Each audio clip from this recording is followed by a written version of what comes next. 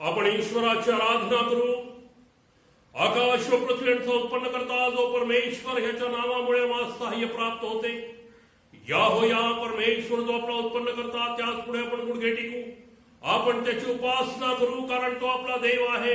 आपण त्याची प्रजा, त्याच्या कृपातील कळप आहोत. प्रार्थना करूया. सर्व समर्थ थोर आणि कृपाळू गौरव यहोवा दे बापा, मान महिमा आणि गौरव देत आम्ही तुझ्या दयेच्या सणाजवळ येतो. फिरून एक वार यहोवा दे बापा, या महिन्याच्या या शेवटच्या प्रभुवारी तुझ्या पवित्र समक्षतेत आणि सानिध्यात कौटुंबिक उपासनेच्या माध्यमातून येण्याची परत एक संधी दिलीस. आम्ही तुझे मनोभावे आभार मानतो. आणि यहोवा दे बापा, या मुख्य उपासनेत प्रवेश करत असताना यावेळेस आम्ही अगदी आहोत तसे स्वतःला तुझ्या स्वाधीन करतो. आम्हा पाप्यांवर दया कर. आमच्या पाप आणि अपराधांची आम्हाला क्षमा कर. आणि उत्सुकतेच्या आत्म्याने यहोवा आम्हाला सावरून धर.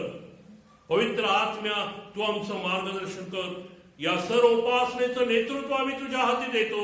या वेळेपासून पुढे तू आम्हाला चालव, तू आम्हाला राख, तू आम्हाला पाळ आणि तूच आम्हाला चाल. तारणारा प्रभू येशू ख्रिस्त याच्याद्वारे प्रार्थना करतो म्हणून तू ऐकत्या. आमेन. देवाच्या गौरवासाठी यावेळेस आपण गीत गाणार आहोत. उपासना संगीत गीत क्रमांक 533. उपासना संगीत गीत क्रमांक 533. तू बोलाविले सेवा कराया.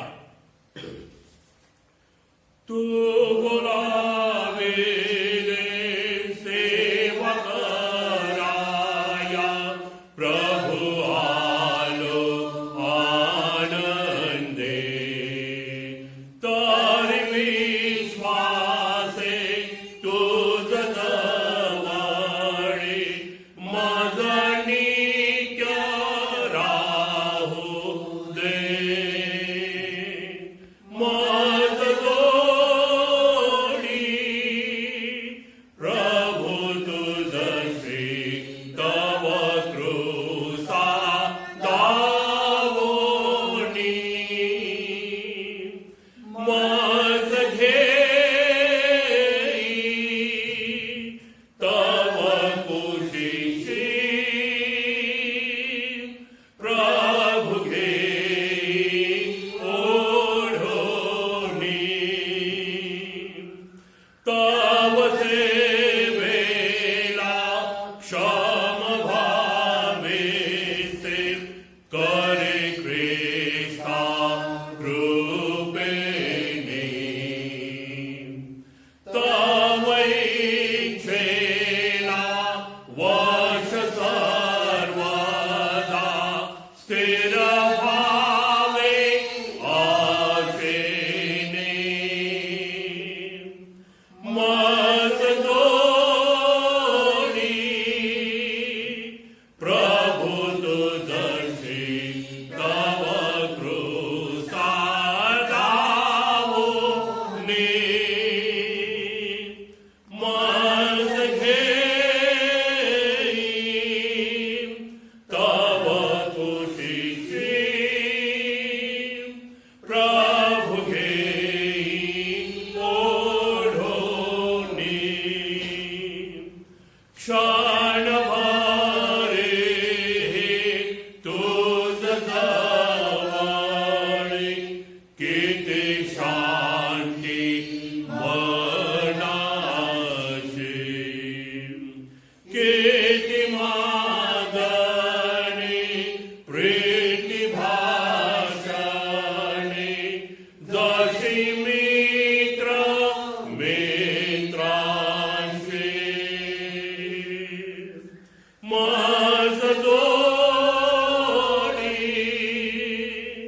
प्रभु तुझशी तव कृसा दावोनी. माझ घेई तव कुशीशी,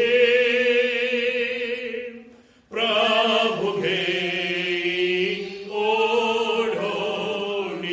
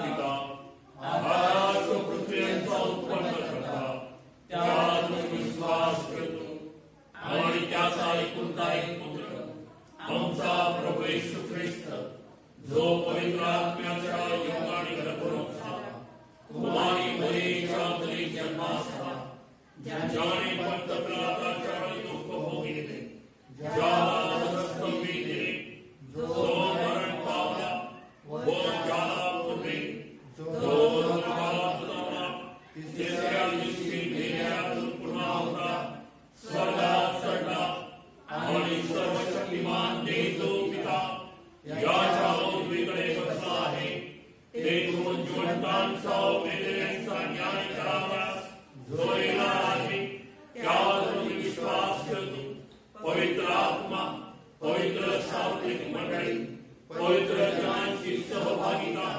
पापांची क्षमा देहाचे पुनरुत्थान आणि सनातन जीवन यावर मी विश्वास ठेवतो आमेन. आजच्या दिवसाकरता नेमलेले स्तोत्र जुना करार पत्र आणि पवित्र शुभवर्तमान स्तोत्र क्रमांक 27 स्तोत्र क्रमांक 27 आपण ऐकूया. स्तोत्र संहिता 27 आपण वाचूया. परमेश्वर माझा प्रकाश व माझे तारण आहे, मी कोणाची भीती बाळगू. परमेश्वर माझ्या जीवाचा दुर्ग आहे, मी कोणाचे भय धरू. दुष्कर्मी म्हणजे माझे शत्रू व द्वेष्टे हे माझे मांस खाऊन टाकण्यास जेव्हा माझ्यावर चढाई करून आले तेव्हा तेच ठेच लागून पडले. सैन्याने माझ्या पुढे ठाणे दिले तरी माझे हृदय कचरणार नाही. माझ्यावर युद्धप्रसंग ओढवला तरीही मी हिम्मत धरून राहीन. परमेश्वराजवळ मी एक वरदान मागितले, त्याच्या प्राप्तीसाठी मी झटेन. ते हे की आयुष्यभर परमेश्वराच्या घरात माझी वस्ती व्हावी, म्हणजे मी परमेश्वराचे मनोहर रूप पाहत राहीन व त्याच्या मंदिरात ध्यान करीन. कारण विपत्काली मला तो आपल्या मंडपात लपवून ठेवी, मला तो आपल्या डेऱ्याच्या गुप्तस्थळी ठेवी. तो मला खडकावर उचलून ठेवी. आता सभोवतालच्या माझ्या वैऱ्यांपुढे माझे मस्तक उन्नत होईल. त्यांच्या डेऱ्यात मी उत्सवपूर्वक यज्ञ करीन, मी गायन वादन करीन, परमेश्वराचे गुणगान गाईन. मी उच्च स्वरेने तुझा धावा करीत आहे. हे परमेश्वरा ऐक, माझ्यावर दया कर, माझी याचना ऐक. माझे दर्शन घ्या असे तू म्हटले तेव्हा माझे हृदय तुला म्हणाले, हे परमेश्वरा मी तुझ्या दर्शनाला उत्सुक झालो आहे. तू आपले मुख माझ्या दृष्टीआड करू नको, आपल्या सेवकाला रागाने दूर घालवू नको. तू माझे सहाय्य होत आला आहेस. हे माझ्या उद्धारक देवा, माझा त्याग करू नको, मला सोडू नको. माझ्या आई बापांनी मला सोडिले तरी परमेश्वर मला जवळ करील. हे परमेश्वरा, आपला मार्ग मला दाखव. लोक माझ्या पाळतीवर बसले आहेत म्हणून मला धोपट मार्गाने ने. माझ्या शत्रूंच्या इच्छेवर मला सोपू नको, कारण खोटे साक्षीदार व निष्ठुरपणाचे फुटकार टाकणारे माझ्यावर उठले आहेत. या जिवंतांच्या भूमीवर परमेश्वर खात्रीने माझे कल्याण करील. परमेश्वराची प्रतीक्षा कर, खंबीर हो, हिम्मत धर. परमेश्वराचीच प्रतीक्षा कर. आमेन. पिता पुत्र पवित्र आत्मा यास गौरव असो. आमेन. आजच्या दिवसाकरता नेमलेले जुन्या करारातील शास्त्रपाठ दुसरे राजे याचा 6वा अध्याय, दुसरे राजे याचा 6वा अध्याय आणि 8 ते 18 ही वचने. 2 राजे 6वा अध्याय आणि 8 ते 18 वचने आपण ऐकूया. अलिशा व अरामी. मग अरामाच्या राजाने इस्रायलाबरोबर युद्ध आरंभले. त्याने आपल्या सेवकांबरोबर अशी मसलत केली की अमुक अमुक ठिकाणी आपण तळ द्यावा. तेव्हा देवाच्या माणसाने इस्रायलाच्या राजाला सांगून पाठविले, सावध रहा, अमुक अमुक ठिकाणी जाऊ नकोस, तेथे आरामी लोक चढाई करून येत आहेत. तेव्हा ज्या ठिकाणी जाऊ नकोस अशी सूचना इस्रायलच्या राजाला देवाच्या माणसाने केली होती तिथे त्याने लोक पाठवले. असा आपला बचाव त्याने एक दोनदाच नव्हे तर अनेकदा केला. यावरून आरामाच्या राजाचे मन संतापले. त्याने आपल्या सेवकांना बोलावून विचारले, आपल्यातला कोण इस्रायलच्या राजाच्या पक्षाचा आहे हे तुम्ही मला दाखवून देणार नाही काय? त्याच्या एका सेवकाने त्याला सांगितले, माझे स्वामीराज, असा कोणी नाही, पण आपण शयनगृहात बोलता ते शब्द इस्रायलचा संदेष्टा अलिशा हा इस्रायलच्या राजाला कळतो. त्याने म्हटले, तो कोठे आहे ते पहा, म्हणजे मी माणूस पाठवून त्याला पकडून आणतो. मग तो दोथान येथे आहे अशी त्याला बातमी लागली. तेव्हा त्याने घोडे व रथ बरोबर घेऊन तेथे मोठे सैन्य पाठवले. त्यांनी रात्रोरात येऊन नगर वेढले. सकाळी देवाच्या माणसाचा सेवक उठून बाहेर आला तेव्हा सैन्याने घोडे व रथ यासह नगराला वेढा दिला आहे असे त्याच्या दृष्टीस पडले. तो आपल्या धन्याला म्हणाला, स्वामी, हाय हाय, आता आपण काय करावे? तो म्हणाला, भिवू नकोस, त्याच्या पक्षाचे आहेत त्याहून अधिक आपल्या पक्षाचे आहेत. अलिशाने प्रार्थना केली की, हे परमेश्वरा, त्यांचे डोळे उघड, याला दृष्टी दे. परमेश्वराने त्या तरुणाचे डोळे उघडले.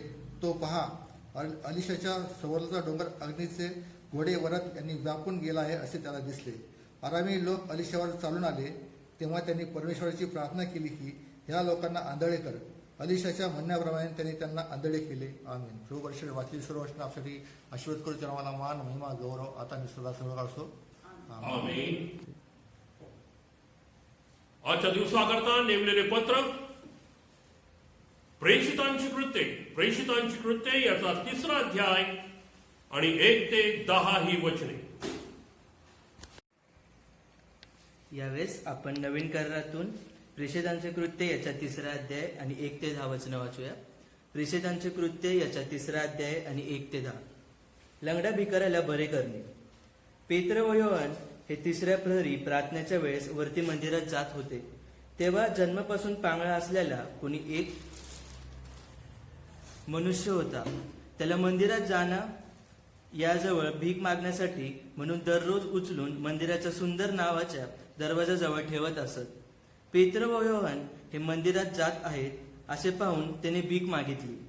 तेव्हा पेत्र व योहान यांनी त्याच्याकडे निरखून पाहिले आणि पेत्र म्हणाला, आमच्याकडे पहा. तेव्हा त्याच्यापासून काहीतरी मिळेल या अपेक्षेने त्याने त्यांच्याकडे लक्ष लावले.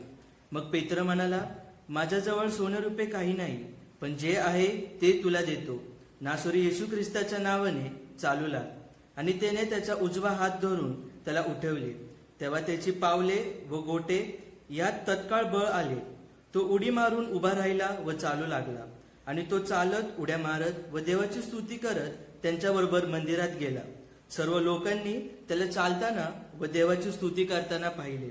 आणि मंदिराच्या सुंदर नावाच्या दरवाजाजवळ बसून भीक मागणारा तो हाच हे त्यांनी ओळखले.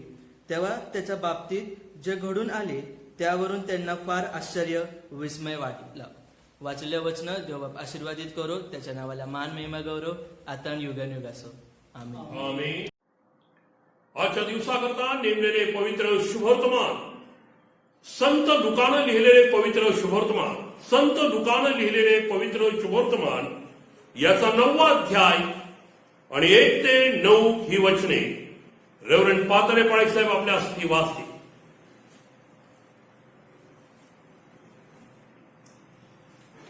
पवित्र शुभवर्तमान वाचन यावेळेस आपण करणार आहोत.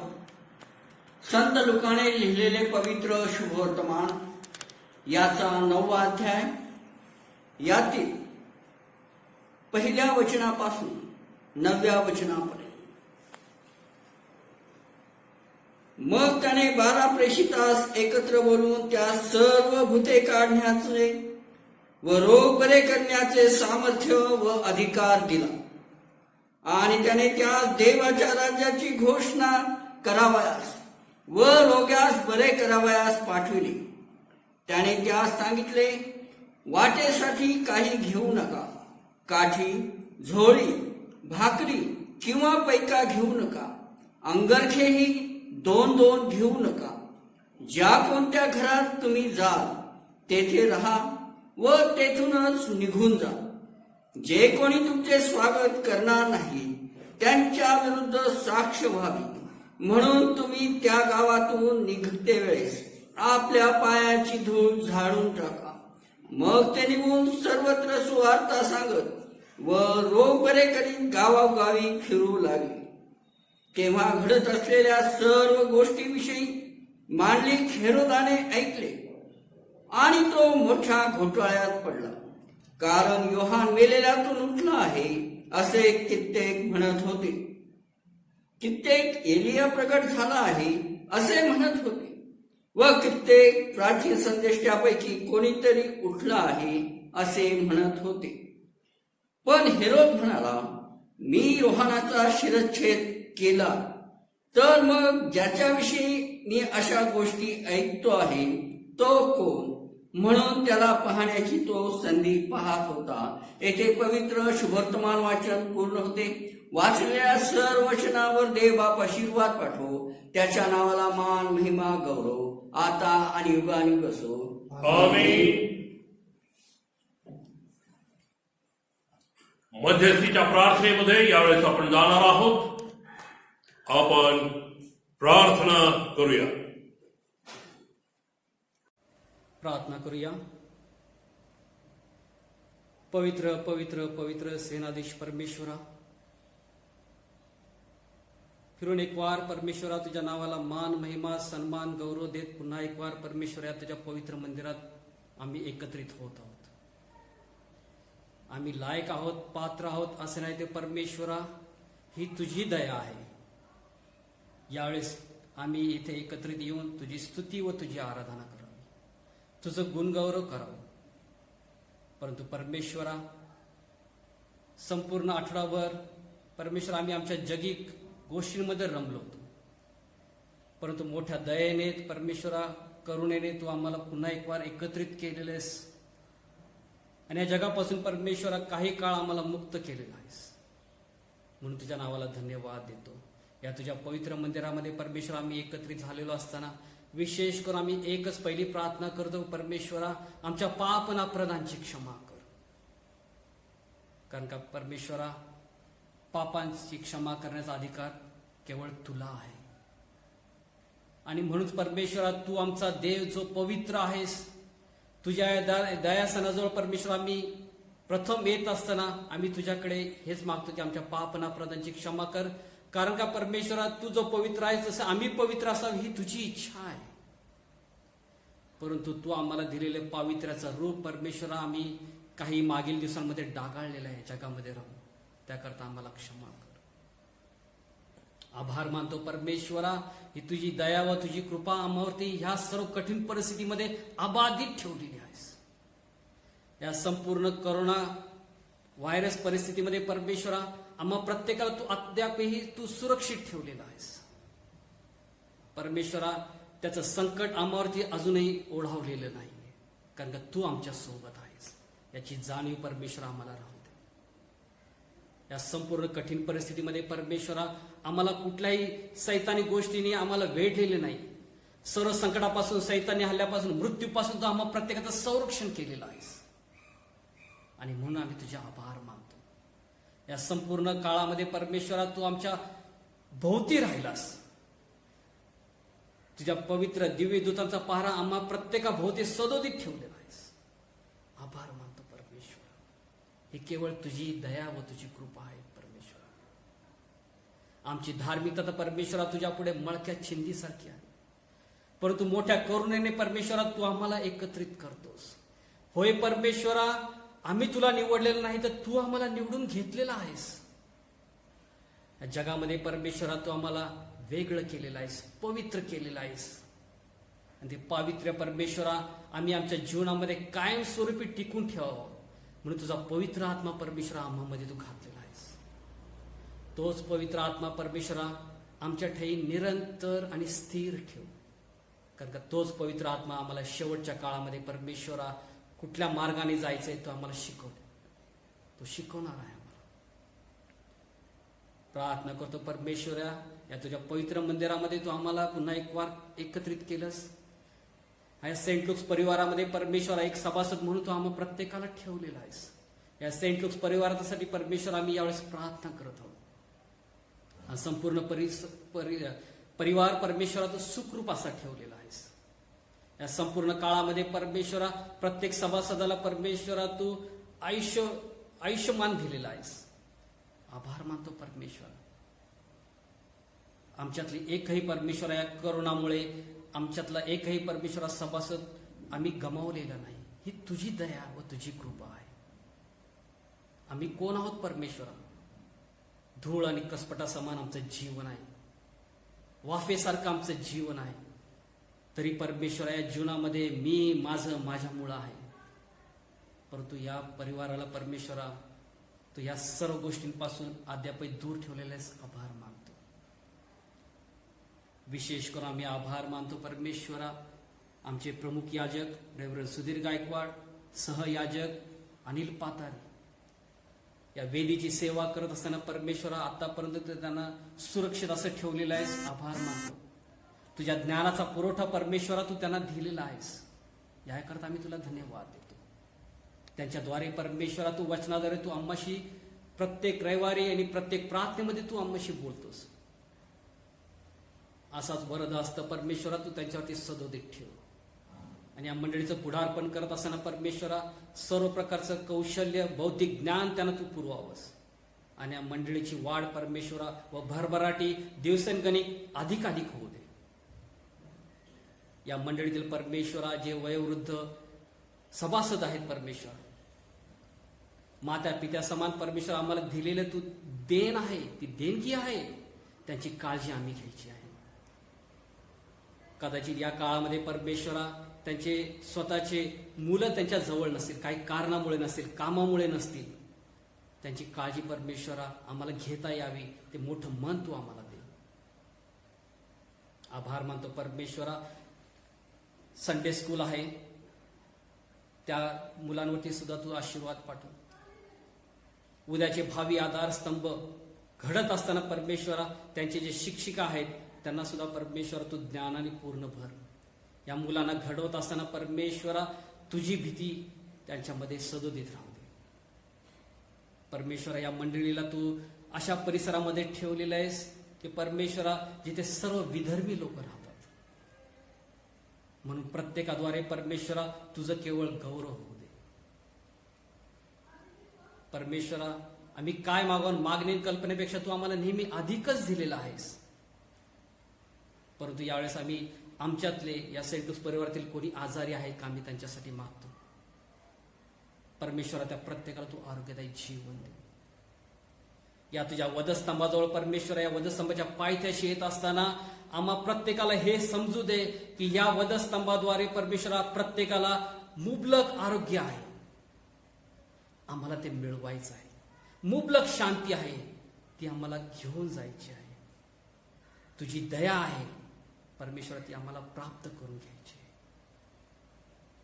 आभार मानतो परमेश्वरा. पुन्हा एक वार हे संपूर्ण परिवार आणि आमचे सर्व सभासद आतापर्यंत सुरक्षित ठेवलेला आहेस. हा परिवार तू दिवसगणिक वाढवत आहेस. या विधर्मी अशा परिसरामध्ये तू त्यांना परमेश्वर तू ठेवलेला असताना आम्हा प्रत्येकाद्वारे तुझं आणि केवळ तुझंच गौरव होऊ दे. या सर्व प्रार्थना आणि विनंत्या परमेश्वरा आमचा धन्य तारक प्रभू येशू ख्रिस्त याच्या गोड आणि सामर्थ्यशाली नावाने मागतो म्हणून तू ऐक. आमेन.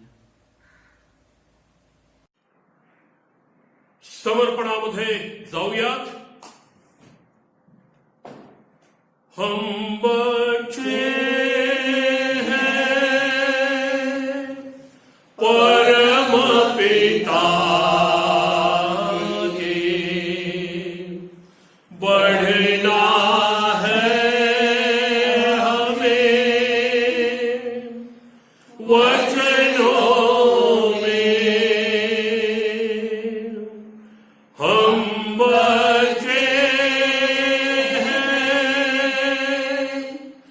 परम पिता के, बढ़ना है हमें वचनों में. हम बच्चे हैं परम पिता के, बढ़ना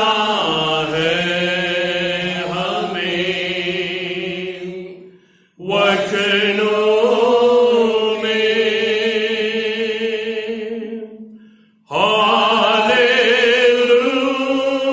हालेलुया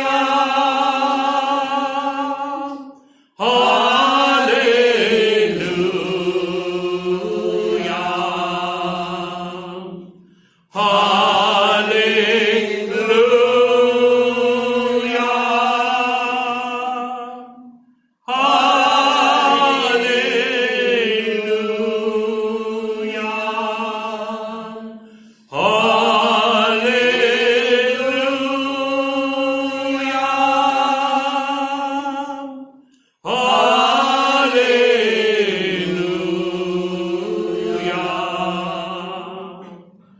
हालेलुया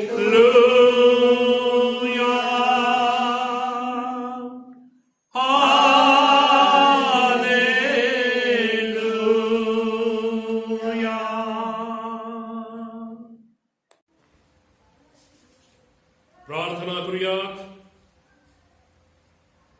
परमपवित्र थोर कृपाळू गौरव यहोवा दैवापा, यावेळेस तुझ्या वचनातून मनन आणि चिंतन करत असताना यावेळेस आम्ही सर्वजण आहोत तसे स्वतःला तुझ्या स्वाधीन करतो. दैवाच्या आत्म्या तू बोल आणि आम्ही तुझी लेख ऐकत आहोत. पवित्र आत्म्या तू बोल आणि आम्ही तुझी लेख ऐकत आहोत. येशू ख्रिस्त आमचा प्रभू याच्या द्वारे आमेन. प्रभूच्या नावाला धन्यवाद देऊया, त्याची उपकार स्तुती करूया. फिरून एक वार परमेश्वर दैव बापानं याही महिन्यात आपल्याला राखलं, आपला सांभाळ आणि प्रतिपाळ केला. आपल्या अवतीभोवती गेले 3 महिने या भयंकर संसर्गानं थैमान घातलेलं आहे आणि कित्येक लोक मृत्युमुखी पडलेले आहेत. या संसर्गामुळं कित्येक लोक देवाच्या प्रिय मंडळी बाधित झालेले आहेत. परंतु याही महिन्यात परमेश्वर दैवबापानं परत एक वार आपल्याला सुखरूप ठेवलं, आपला बचाव केला, सुरक्षित ठेवलं. इतकंच नाही तर आपल्या मंडळीतील सर्वजण परमेश्वराने एकपर्यंत सुखरूप ठेवलेले आहेत. विशेष रीतीनं आपल्या मंडळीतील सर्व वयोवृद्ध यांना परमेश्वराने सांभाळलेलं आहे, सुरक्षित ठेवलेलं आहे. ज्यांना काही आजारपण आहे त्याही परिस्थितीत देव ज्यांना सांभाळत आहे.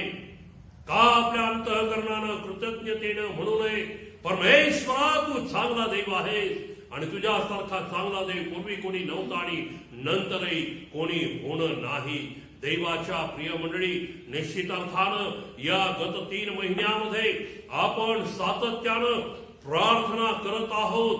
परमेश्वराच्या सहभागितेत स्वतःला राखण्याचा, ठेवण्याचा प्रयत्न करत आहोत. आणि मला माहिती आहे ज्या कुटुंबांमध्ये यापूर्वी प्रार्थना होत नसत, आज त्या कुटुंबामध्ये नियमितपणे कौटुंबिक प्रार्थना सुरू झालेल्या आहेत. वैयक्तिकरित्या माणसं प्रार्थना करू लागलेली आहेत आणि होता होईल तेवढं स्वतःला देवाच्या पसंतीस उतरवण्याचा नेटानं प्रयत्न करू लागलेले आहेत. आणि त्याकरता मी परमेश्वराच्या नावाला धन्यवाद देतो.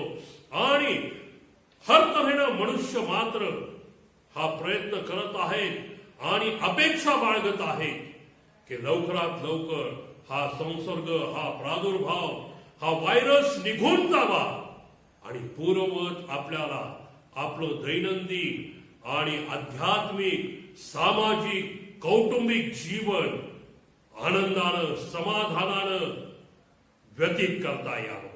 आणि देवाच्या प्रिय मंडळी, जितकं ते तुम्हाला आणि मला वाटतं त्यापेक्षा अधिक ते आपल्या देवाला वाटतं.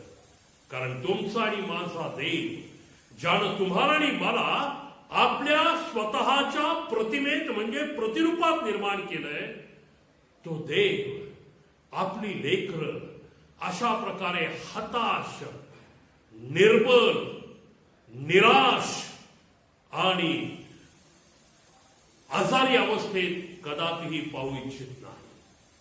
तर त्या देवाला त्याची लेकरं त्याच्यासारखंच सामर्थ्यानं भरलेली, प्रकाशित, तेजस्वी आणि खऱ्या अर्थानं त्याचं प्रतिरूप अशीच या जगात पाहायची आहे.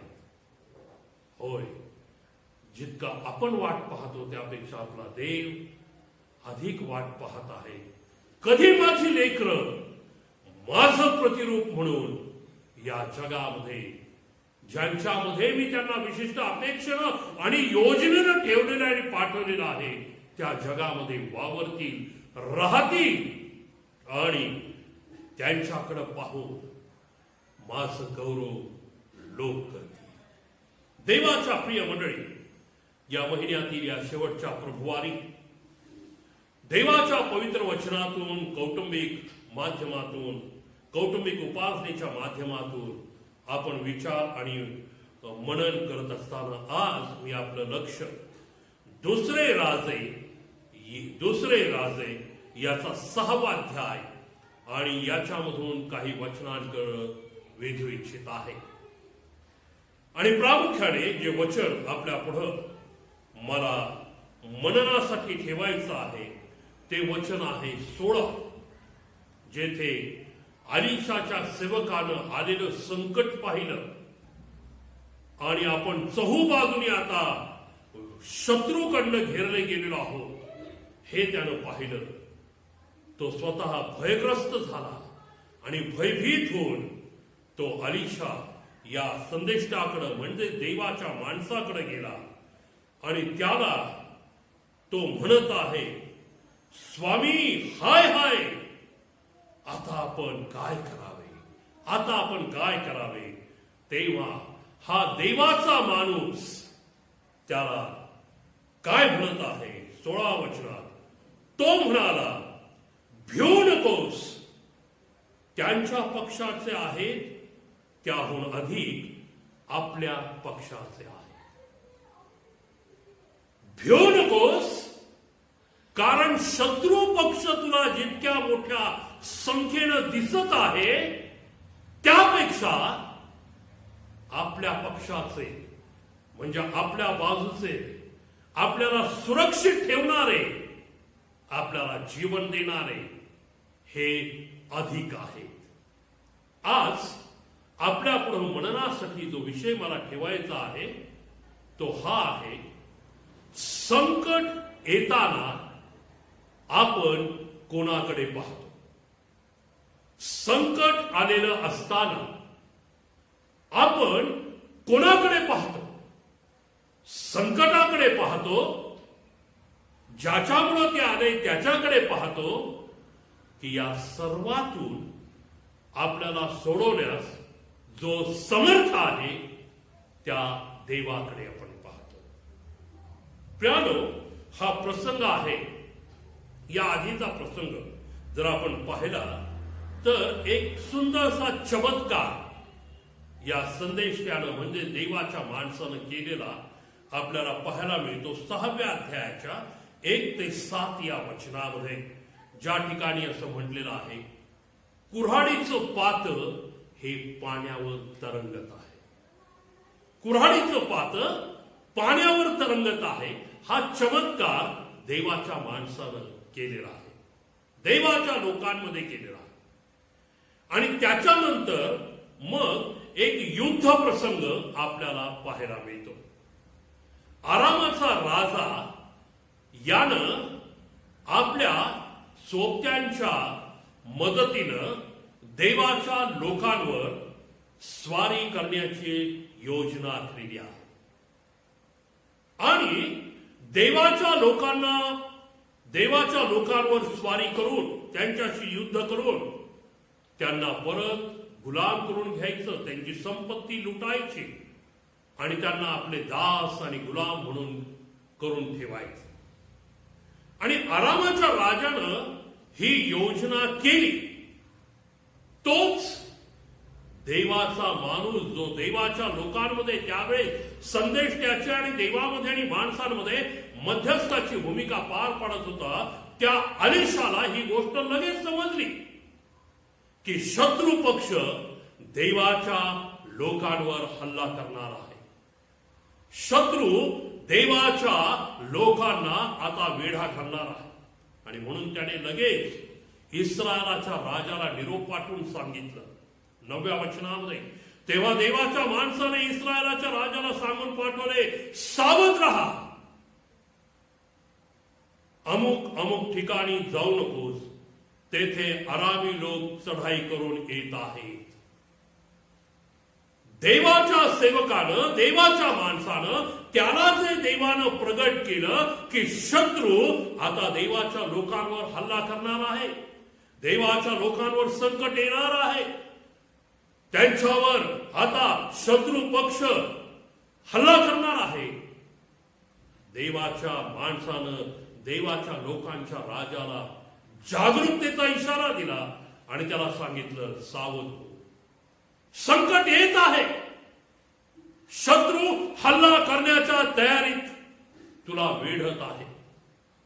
तू आता खबरदारी ही घ्यायची आहे की त्या ठिकाणी तू जायचं टाळायचं आहे.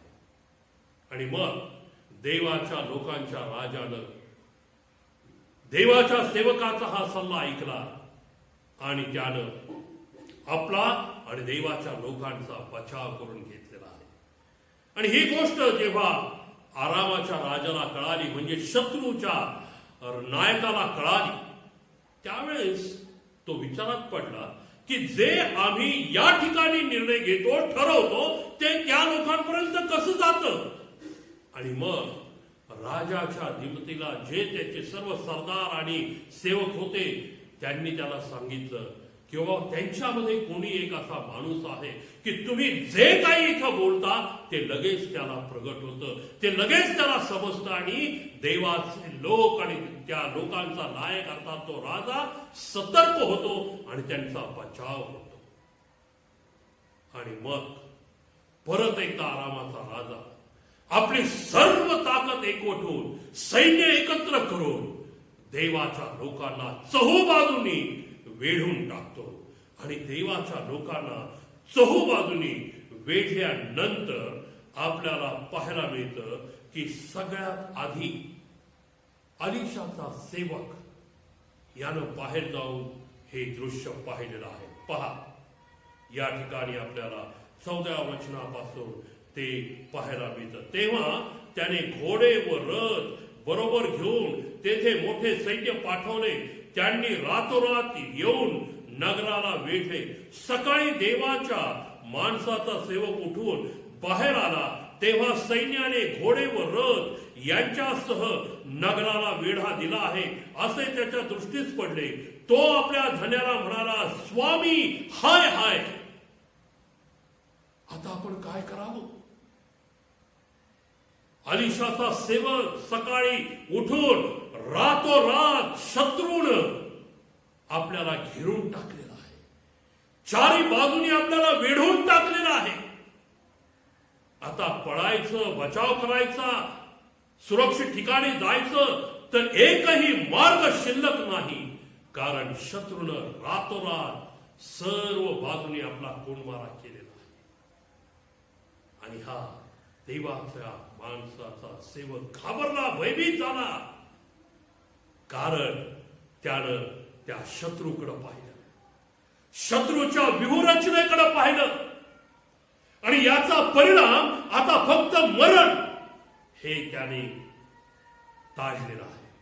आणि म्हणून तो देवाच्या माणसाकडे येऊन म्हणतो, हाय हाय स्वामी, आता आपण काय करावं. शत्रूनं चारी बाजूने आपल्याला घेरलेला आहे. आता आपल्याला कुठल्याही प्रकारे बचावाचं काही उरलेलं नाही, सुरक्षित ठिकाणी जाण्याचा मार्ग उरलेला नाही. आता कसं होणार. आणि मग अलिशा, जो देवाचा विश्वासू सेवक होता, हा निरोप ऐकल्यानंतर आणि त्या सेवकाची झालेली अवस्था पाहून तो स्वतः गांगरून गेला नाही, तो स्वतः भयभीत झाला नाही, त्याचा विश्वास डळमळीत झाला नाही. प्रथम त्या सेवकाला त्यानं शांत केलेला, त्या सेवकाला त्यानं शांत केलेला आणि तो म्हणत आहे, काय म्हणत आहे, भिवू नकोस. अरे शत्रूंनी चारही बाजूनी आपल्याला घेरलेला आहे. सर्व तयारीनिशी शत्रू पक्ष चारही बाजूनी आता हल्ल्याच्या तयारीत आलेला आहे. केव्हाही हल्ला होऊ शकतो. देवाचे लोक गाफील आहेत. राजा गाफील आहे. कदाचित त्याला माहिती नसेल. आणि अशा परिस्थितीमध्ये देवाचा सेवक अलीशा मात्र आपल्या सेवकाला म्हणत आहे, भिऊ नकोस, घाबरू नकोस.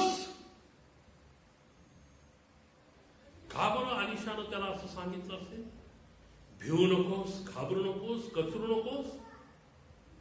तो म्हणत आहे, आता आपण काय करावं? हाय हाय शोक करू लागलेला आहे. पण देवाचा विश्वास सेवक मात्र त्याला धैर्य देत असताना म्हणतो, भिऊ नकोस. पुढचं वाक्य फार महत्वाचं आहे. कारण तू जे पाहत आहेस शत्रू पक्षाचं चहूबाजूने आलेलं सैन्य. भिऊ नकोस.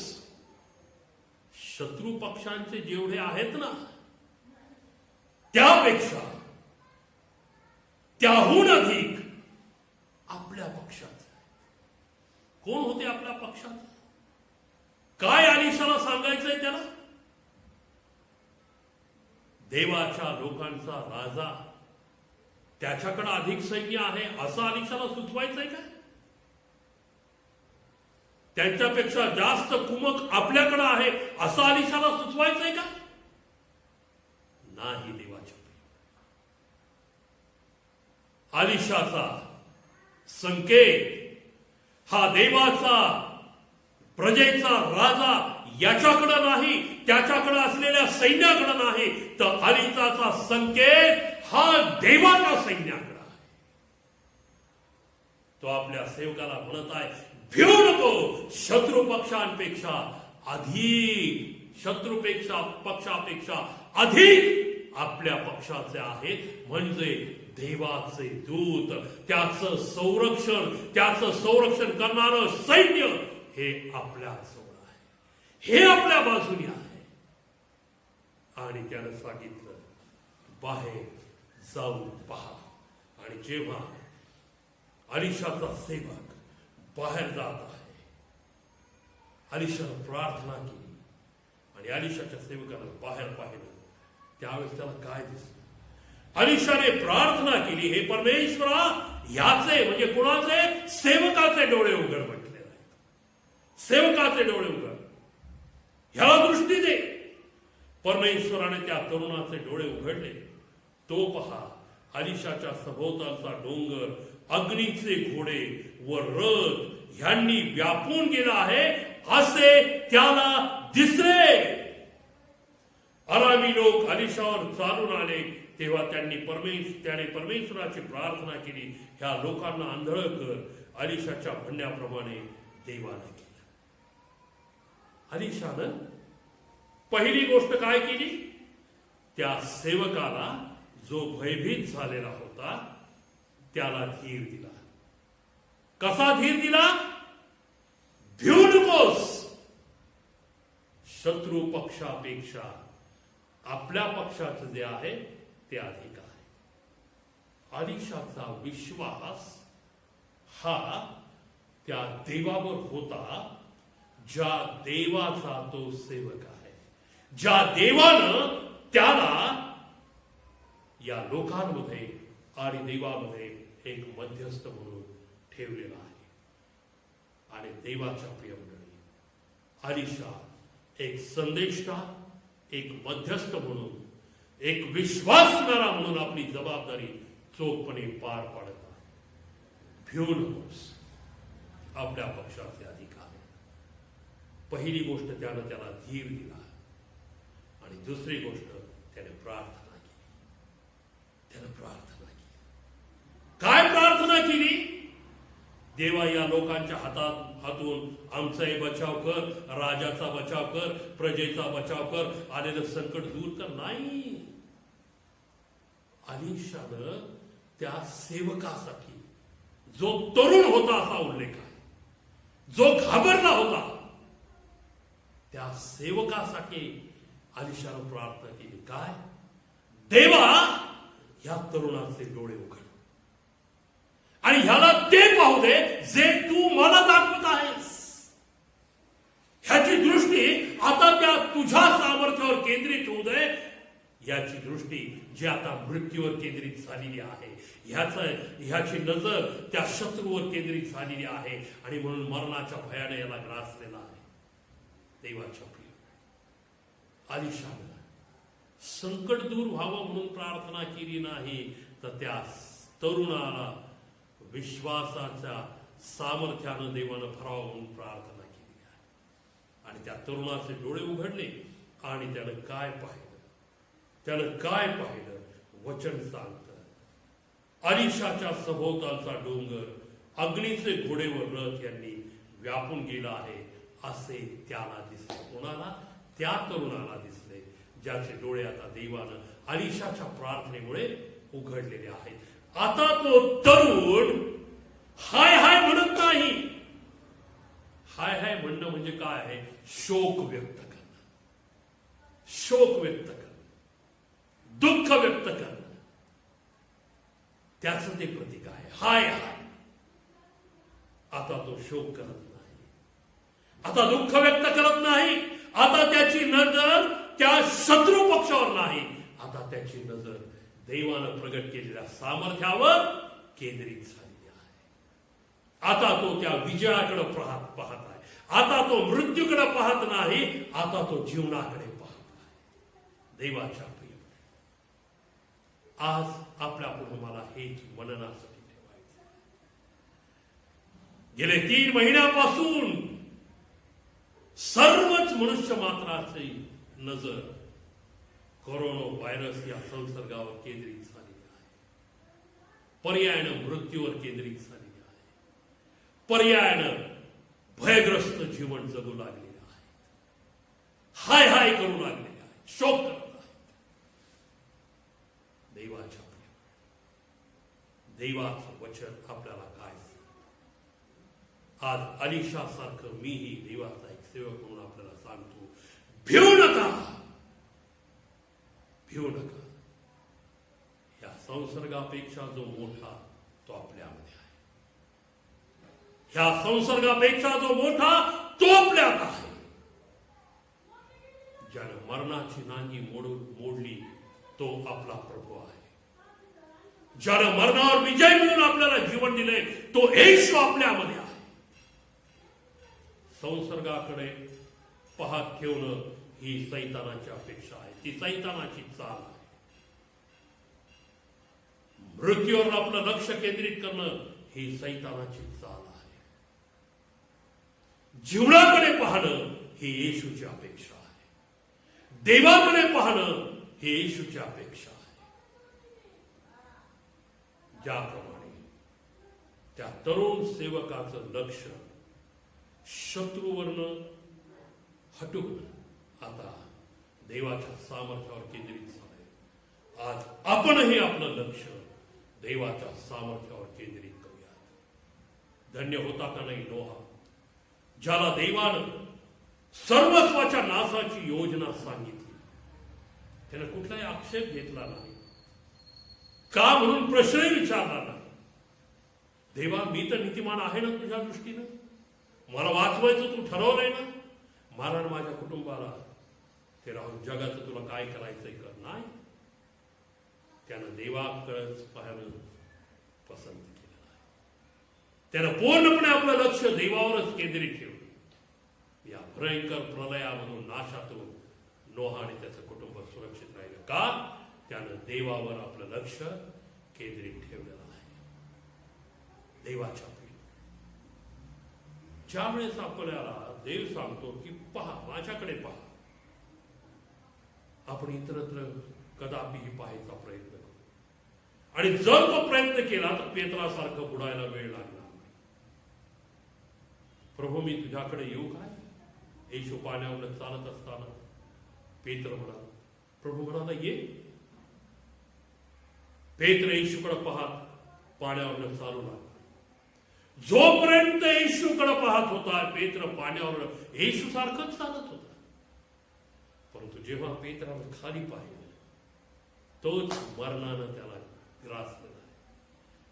प्रभूजी बुडू लागला. येशूने हात घेऊन बाहेर काढला. येशूकडे पहा, भयभीत होऊ नका. सदोम आणि गमोराचा नाश करताना देवदूतांनी लोटाला सांगितलं, पहाट व्हायच्या आधी बाहेर पड, आम्ही यांचा नाश करणार आहोत, सदोम आणि गमोरा. आणि तो कुटुंबासह निघाला. पहाट झाली. सदोम आणि गमोरावर अग्निवर्षाव होऊ लागला. लोटाने आपला प्राण वाचवला, पण त्याच्या पत्नीनं देवाकडे पाहत राहण्याऐवजी तिनं माग पाहिलं. वचन सांगतं तिनं माग पाहिलं. उत्पत्ती 19:20. आणि जसं तिनं माग पाहिलं ती आहे तिथेच मिठाचा खांब. लोटानं माग पाहिलं नाही, लोटानं देवाकडे पाहिलं. लोट सुरक्षित त्यातून बचावला.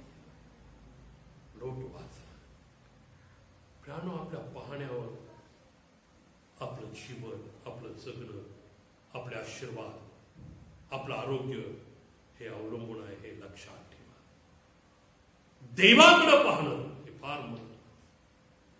परिस्थिती काहीही येऊ द्या, कशीही येऊ द्या, देवावरची नजर आपली हटता का. आणि म्हणून स्तोत्रकर्ता म्हणतो, देवावर आणि त्याच्या सामर्थ्यावर विश्वास ठेवा. कारण सामर्थ्य हे फक्त देवाचं आहे, देवामध्येच आहे. ज्यावेळेस आपण देवाच्या पवित्र वचनातून प्रेषित पावलाचे बोल ऐकतो, प्रेषितांची कृत्य याचा 20वा अध्याय, प्रेषितांची कृत्य याचा 20वा अध्याय. आणि या 20व्या अध्यायामध्ये प्रेषित पावलाची एक फार बोलकी साक्ष आपल्याला पाहायला मिळते. 22 आणि 23 वचनामध्ये पहा. पण आता पहा, मी अंतर्यामी बद्ध होऊन यरुशलेमेस जात आहे. तेथे मला काय होईल ते माहीत नाही. केवळ इतकेच कळते, केवळ इतकेच कळते की बंधने व संकटे माझी वाट पाहत आहे. याविषयी पवित्र आत्मा मला नगरोनगरी साक्ष देत आहे. काय विश्वास आहे त्याचा बघा. तो म्हणतो, आता मी अंतर्मुख होऊन यरुशलेमेकडे निघालेलो आहे. आणि त्या यरुशलेमेकडे जरी मी जात असलो तरी मला पूर्वसूचना पवित्र आत्म्याने दिली. काय? बंधने आणि संकटे माझी वाट पाहत आहे. Praise the Lord. काय धन्य होता हा माणूस, काय धन्य त्याचा विश्वास. त्याला पूर्वकल्पना आहे, माझ्या पुढं बंधनं आणि संकट येणार आहेत. तरी तो विश्वासानं जात आहे. तरी तो विश्वासानं आहे. प्रियानो, आपला हा विश्वास. विनाकारण दावीद म्हणाला का, मृत्यू छायेच्या दरीतूनही जात असलो तरी मी भिणार नाही. का भिणार नाही? कारण मी सशक्त आहे, सामर्थ्यशाली आहे. म्हणून तो म्हणतो नाही, मी भिणार नाही, कारण तू माझ्याबरोबर आहे. तुझी आकडेनी काठी मला धीर देणारी आहे. मृत्यू छायेच्या दरीतून वास्तवात मृत्यूची झुंज जरी झाली तरी हरकत नाही, माझा देव माझ्याबरोबर आहे. प्रियानो, आज आपल्याला देवाच्या वचनावर कृतिशील विश्वास ठेवण्याची नितांत गरज आहे. रोमकरास पत्र याचा 12वा अध्याय, रोमकरास पत्र याचा 12वा अध्याय आणि याच्या 12व्या वचनात काय बोध केलाय बघा पावलानं. तो म्हणतो, आशेने हर्षित व्हा, संकटात धीर धरा. संकटामध्ये धीर धरा म्हणजे विश्वासू राहा. प्रार्थनेत तत्पर व्हा. संकट येत आहे, आलेलं आहे, मृत्यू प्रसंग ओढावला आहे. घाबरू नका, कचरू नका, धीर धरा, प्रार्थनेत राहा. सोडवणारा आपल्या बरोबर आहे. आपल्याला सोडवणारा स्वर्गात नाही, आपल्याला सोडवणारा यरुशलेमेत नाही, आपल्याला सोडवणारा कुठं आहे? आपल्या मध्ये आहे. शब्ददेही झाला देवानं आमच्यावर. म्हणजे सोडवणारा कुठे आहे? तो आपल्या घरात नाही, तो ऑल्टरवर नाही, तो मंदिरात नाही, तो आपल्यात आहे. म्हणून योहानानं म्हटलंय, जगात जो आहे त्यापेक्षा तुम्हा जो आहे तो मोठा आहे. आपल्याला सोडवणारा आपल्या जवळ म्हणजे किती जवळ? तो आपल्यामध्ये आहे. Praise the Lord. आपल्यामध्ये आहे. आणि म्हणून प्रियांका, अलिशाच्या सेवकासारखं आपलं पाहणं नसावं. किती मोठं संकट आहे,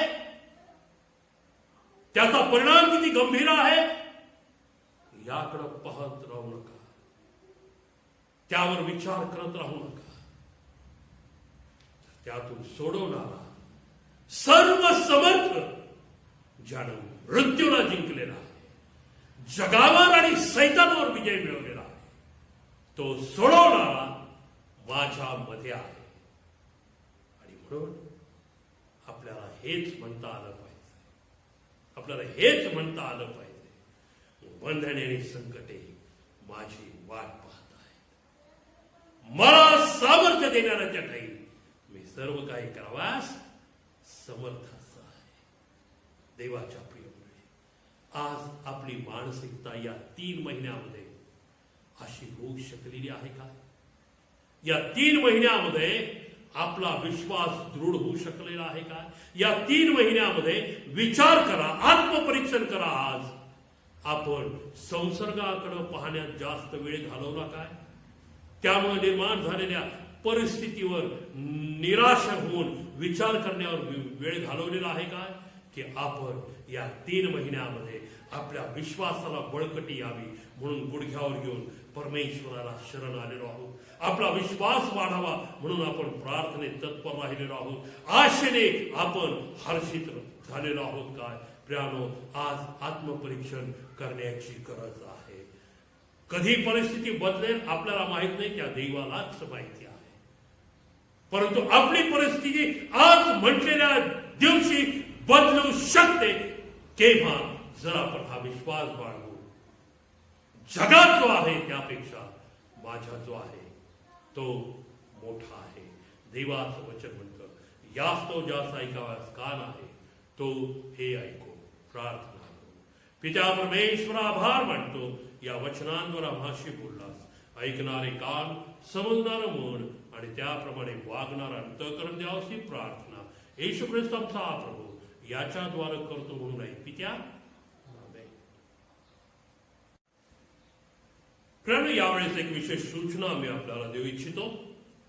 गेले 3 महिने या लॉकडाऊनमुळं आपण सर्वजण आपल्या घरामध्ये, परिसरामध्ये बंदिस्त आहोत. आणि या दिवसांमध्ये अनेक मंडळांमधून फेसबुकच्या माध्यमातून अनेक उपक्रम राबवले जात आहेत. अर्थात त्यामागचा उद्देश आणि हेतू एवढाच आहे की मंडळीतील सर्व स्तरातील वर्गाला देवाच्या गौरवासाठी जी कृपादानं त्यानं दिलेली आहे त्याचा उपयोग करता यावा. आणि म्हणून मंडळीच्या वतीनं आपणही एक उपक्रम राबवणार आहोत. आणि तो उपक्रम आहे वक्तृत्व स्पर्धा. आणि आपल्या मंडळी पातळीवर ही वक्तृत्व स्पर्धा फेसबुकच्या माध्यमातून आपण घेत आहोत. प्रामुख्याने 2 गट यासाठी असतील. पहिला गट असेल 11 ते 20 या गटाचा, या वयोगटातील मुलामुलींकरता. आणि दुसरा वयोगट आहे 21 ते 35. 21 ते 35 हा एक वयोगट आहे. आणि या आठवड्याभरामध्ये आपल्याला याबाबतचं विस्तृत वृत्तांत व्यवस्थित पाठवला जाईल आणि आपल्या चर्चच्या ग्रुपवर मंडळीचे सेक्रेटरी याविषयी आपल्याला पूर्ण माहिती देतीलच. परंतु आपण तयारीला लागावं आणि या आठवड्यात हा उपक्रम आपल्या मंडळी या पातळीवर फेसबुकच्या माध्यमातून आपण राबवणार आहोत.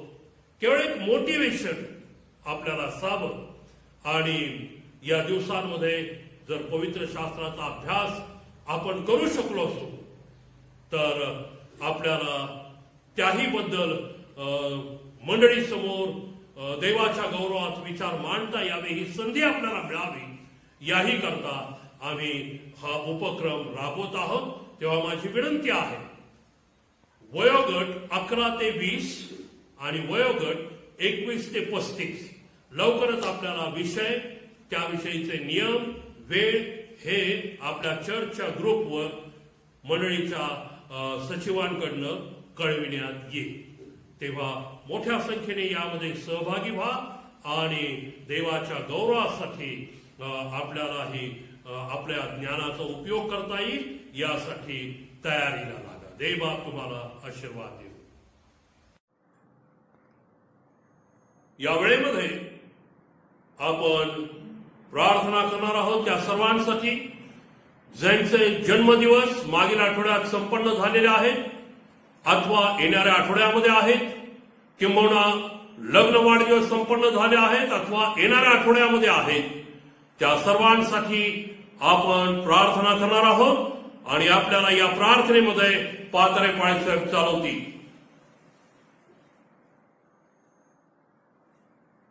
प्रार्थना करूया. पवित्र पवित्र पवित्र सेनेच्या सेनाधीश परमेश्वरा, आकाश व पृथ्वी यांच्या निर्माण करत्या, मान महिमा गौरव देत यास वेळेस आम्ही तुझ्या दयेच्या आसनाजवळ एकत्रित झालेलो आहोत.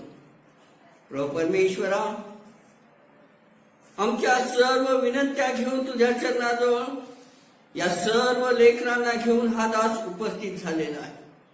प्रभू परमेश्वरा, ज्यांचे वाढदिवस या आठवड्यामध्ये आहेत, गेल्या आठवड्यात झालेले आहेत, अशा सर्वांना हा दास तुझ्या दयेच्या आसनाजवळ उपस्थित करीत आहे आणि प्रभू त्यांच्यासाठी प्रार्थना करीत आहे.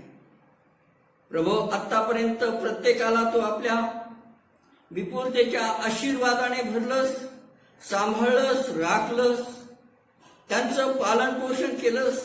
लागणाऱ्या सर्व गोष्टींची पूर्तता, आध्यात्मिक त्याचप्रमाणे जगिक गोष्टींची पूर्तता त्यांच्यासाठी तू केलीस.